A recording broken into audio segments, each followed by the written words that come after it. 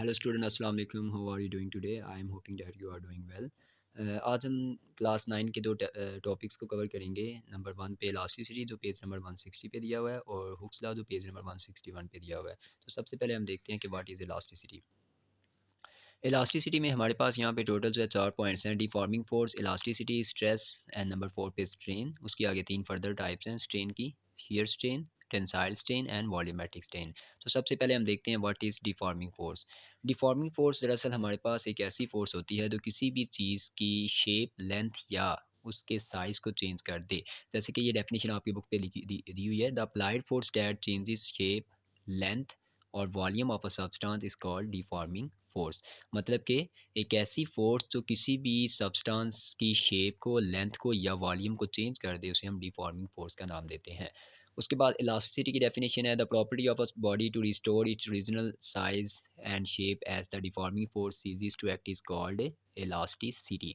मतलब कि एक बॉडी की ऐसी खसूसियत जिसकी वजह से वो बॉडी या कोई भी चीज़ अपनी असली शेप में, ठीक है, वापस आ जाए, अपनी असली साइज़ में वापस आ जाए, जैसे कि उससे डिफ़ॉर्मिंग फ़ोर्स को रिमूव किया जाए। तो डिफ़ॉर्मिंग फ़ोर्स को रिमूव करने से अगर कोई चीज़ अपनी असली शेप में या साइज़ में वापस आ जाए, तो इसका मतलब है उसके अंदर इलास्टिसिटी मौजूद है, ठीक है? उसमें इलास्टिसिटी जो है वो एग्ज़िस्ट करती है। तो इलास्टिसिटी का ताल्लुक दरअसल किसी भी चीज़ की फ्लेक्सिबिलिटी से है कि वो कितनी ज़्यादा फ्लेक्सिबल है, ठीक है? तो स्प्रिंग की एग्जांपल इसमें हम अमूमन देते हैं कि स्प्रिंग जो है उसके अंदर इलास्टिसिटी जो है होती है, क्योंकि जब उसके ऊपर डिफॉर्मिंग फोर्स अप्लाई की जाती है, ठीक है, तो स्प्रिंग जो है वो अमूमन अपनी असली शेप में वापस आ जाता है जब उससे डिफॉर्मिंग फोर्स को रिमूव किया जाए तो, ठीक है। तो इलास्टिसिटी के बाद हमारे पास नेक्स्ट टॉपिक है स्ट्रेस। स्ट्रेस क्या है? The force acting on unit area at the surface of body is called stress. Stress का फार्मूला सेम वही फार्मूला है जो आपने प्रेशर का फार्मूला पढ़ा था, stress is equal to force per unit area. लेकिन यहाँ पे आपने याद रखना है कि फोर्स यहाँ पे है डिफॉर्मिंग फोर्स, जबकि प्रेशर वाले फार्मूला में हमारे पास फोर्स थी नॉर्मल फोर्स। तो stress is defined as deforming force per unit area, ठीक है। और प्रेशर में क्या था? Pressure is equal to normal force per unit area. अब दोनों का यूनिट भी सेम होता है, ठीक है। प्रेशर का यूनिट भी न्यूटन पर मीटर स्क्वायर था, और हमारे पास यहाँ पे जो स्ट्रेस है इसका यूनिट भी न्यूटन पर मीटर स्क्वायर ही होता है, ठीक है। स्ट्रेन की डेफिनेशन क्या है जी? When stress acts on a body it may changes its length, volume और shape. A comparison of such a change caused by the stress with the original length, volume और shape is called as strain. अच्छा, ये definition समझाने के लिए मैंने यहाँ पे एक डायग्राम जो है, जैसे कि आप देखें यहाँ पे मैंने ड्रा किया है। सपोज करें हमारे पास जो है एक रॉड है जिसकी लेंथ 2 सेंटीमीटर है, ठीक है। तो अगर मैं इस रॉड के ऊपर डिफॉर्मेशन फोर्स जो है, डिफॉर्मिंग फोर्स अप्लाई करता हूँ, और इसके साइज़ में चेंजिंग आ जाए, मतलब कि ये 2 सेंटीमीटर पहले था, अब ये 3 सेंटीमीटर हो गया, तो इसके अंदर कितनी चेंजिंग आई है? 1 सेंटीमीटर की। तो change in length over original length is called strain, ठीक है। यानी कि strain is equal to length में तब्दीली 1 सेंटीमीटर, क्योंकि टोटल 2 थी तो 3 अब नेक्स्ट हमारे पास आई है, तो मतलब कि 1 सेंटीमीटर ये इसकी लेंथ में जो है वो इजाफा होगा, ठीक है। तो 1 ओवर ओरिजिनल लेंथ 2 है, तो 1/2 जो है 0.5। तो ये हमारे पास स्ट्रेन की वैल्यू आ गई। स्ट्रेन का कोई यूनिट नहीं होता, क्योंकि ये सेम क्वांटिटी की रेशियो है, ठीक है। इसी तरह स्ट्रेन की हमारे पास 3 टाइप्स हैं, तो उसमें हमारे पास एक शियर स्ट्रेन है, टेंसाइल स्ट्रेन है और वॉल्यूमेट्रिक है।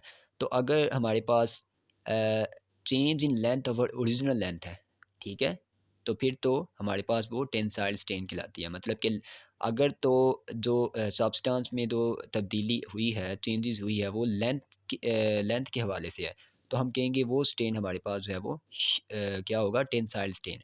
और अगर उसकी शेप में तब्दीली हुई है तो वो शेयर स्ट्रेन होगा, और अगर उसके वॉल्यूम में तब्दीली है तो फिर वो वॉल्यूमेट्रिकल स्ट्रेन होगा। तो वॉल्यूमेट्रिक स्ट्रेन का फार्मूला बन जाएगा change in volume over original volume, और शेयर स्ट्रेन का फार्मूला बन जाएगा change in shape over original shape, जबकि टेंसाइल स्ट्रेन का फार्मूला बनेगा change in length over original length, ठीक है। उसके बाद हमारे पास है next topic Hooke's law. Hooke's law में हमारे पास डेफिनेशन के मुताबिक the strain produce in the body by the stress apply to it is directly proportional to the stress with in the elastic limit of the body. मतलब कि हमारे पास कोई भी चीज़ अगर हमारे पास कोई ऑब्जेक्ट है और आप उसके ऊपर स्ट्रेस अप्लाई करते हैं, ठीक है, डिफ़ॉर्मिंग फ़ोर्स अप्लाई करते हैं, तो उसमें क्या होता है कि डिफ़ॉर्मेशन आना स्टार्ट हो जाती हैं, यानी कि उसकी शेप में, उसके लेंथ में या वॉल्यूम में कोई ना कोई जो है वो चेंजिंग आती है, ठीक है। तो with in the elastic limit जो है स्ट्रेस जो है हमेशा स्ट्रेन के डायरेक्टली प्रोपोर्शनल होता है, ठीक है। यानी कि अगर ये स्प्रिंग के साथ आप कोई एक वेट जो है वो हैंग करते हैं और आप इस वेट को डाउनवर्ड डायरेक्शन में एक्सटेंड करते हैं या आप नहीं भी करते, तो होगा क्या कि ये स्प्रिंग जो है इस वेट की वजह से इसकी लेंथ में इजाफा हो जाएगा, ठीक है। और ये जितना आप वेट बढ़ाते जाएंगे, स्ट्रेस जितनी आप यहाँ पे अप्लाई करेंगे, उतना ही यहाँ पे स्ट्रेन जो है वो प्रोड्यूस होगा।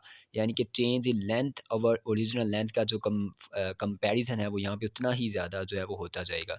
तो वेट के बढ़ाने से या स्ट्रेस अप्लाई करने से स्ट्रेन जो है वो भी उतना ज़्यादा होगा।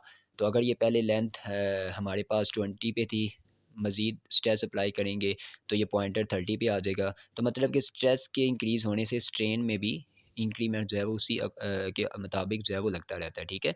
तो stress is directly proportional to strain. आप प्रोपोर्शन का साइन रिमूव करें, कांस्टेंट आ जाएगा और साथ स्ट्रेन एज इट इज़ वैसे ही लिख देंगे। तो constant is equal to stress over strain.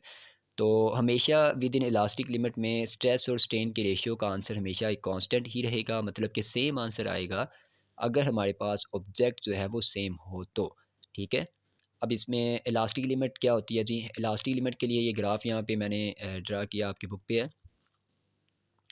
अब इलास्टिक लिमिट को हम इस तरीके से डिफ़ाइन करते हैं। दरअसल ये एक ऐसी लिमिट है कि इस लिमिट से पहले-पहले तो कोई चीज़ अपनी असली शेप में वापस आ सकती है। मतलब कि हमने किसी ऑब्जेक्ट पे डिफ़ॉर्मिंग फ़ोर्स लगाई, ठीक है? तो फ़ोर्स लगाने के बाद अगर वो चीज़ वापस अपनी असली शेप में आ जाए या अपनी असली लेंथ में वापस आ जाए, तो हम कहते हैं कि वो इलास्टिक लिमिट के अंदर थी।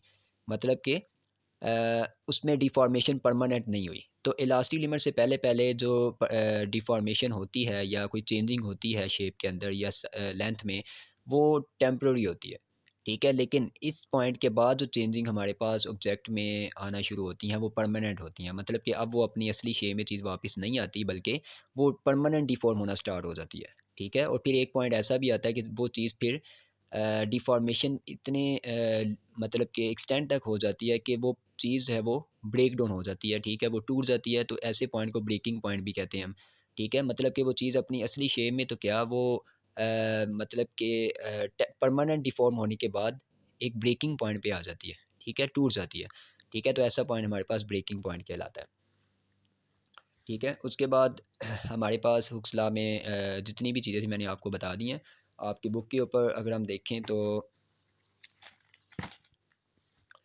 इलास्टिसिटी में एक तो ये डेफिनेशन जो कि मैंने यहाँ पे आपको बताया कि इन पॉइंट्स को हम कवर करेंगे तो हमारा जो इलास्टिसिटी का टॉपिक है वो कवर होगा।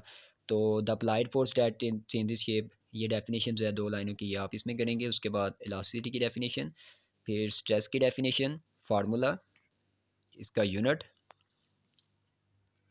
स्ट्रेन, स्ट्रेन की डेफिनेशन, ठीक है। और स्ट्रेन की डेफिनेशन के बाद उसका फार्मूला, ठीक है। ये हमारे पास टेंसाइल स्ट्रेन का फार्मूला दिया हुआ है। इसी ना मैंने आपको जैसे पहले बताया था shear स्ट्रेन जो है वो change in shape over original shape, और जो वॉल्यूमेट्रिक स्ट्रेन होता है वो change in volume over original volume. तो ये आपने कंप्लीट करना है। हुक्स लॉ में आपको डेफिनेशन, डेरिवेशन और ये लास्ट पैराग्राफ कंप्लीट आप करोगे, क्योंकि इसमें हमारे पास इस ग्राफ को भी एक्सप्लेन किया हुआ है। उसके अलावा इलास्टिक लिमिट की डेफिनेशन जो है वो भी यहाँ पे दी हुई है, जो कि वेन से स्टार्ट होके यहाँ पे रिमूव तक है, ठीक है। तो ये इलास्टिक लिमिट की डेफिनेशन आप करोगे। इसके अलावा उस ये जो पैराग्राफ ऊपर दिया हुआ है ये बताया इसमें कि हुक्स लॉ जो है वो एप्लीकेबल होता है to all kinds of deformation and all types of matter, solar, liquid and gases. तो जो हमारे पास हुक्स लॉ है वो तीनों तरह के मैटर के लिए एप्लीकेबल है, सोलर, लिक्विड एंड गैसेस, ठीक है। तो ऑलमोस्ट इसमें हमने सभी पॉइंट्स को कवर कर लिया है, और मैं उम्मीद करता हूँ कि आपको सभी पॉइंट्स समझ आ भी चुके होंगे। कोई भी सवाल अगर आपका होगा तो आप मुझसे पूछ सकते हैं ग्रुप के ऊपर या फिर कमेंट सेक्शन में। Have a nice day, thank you.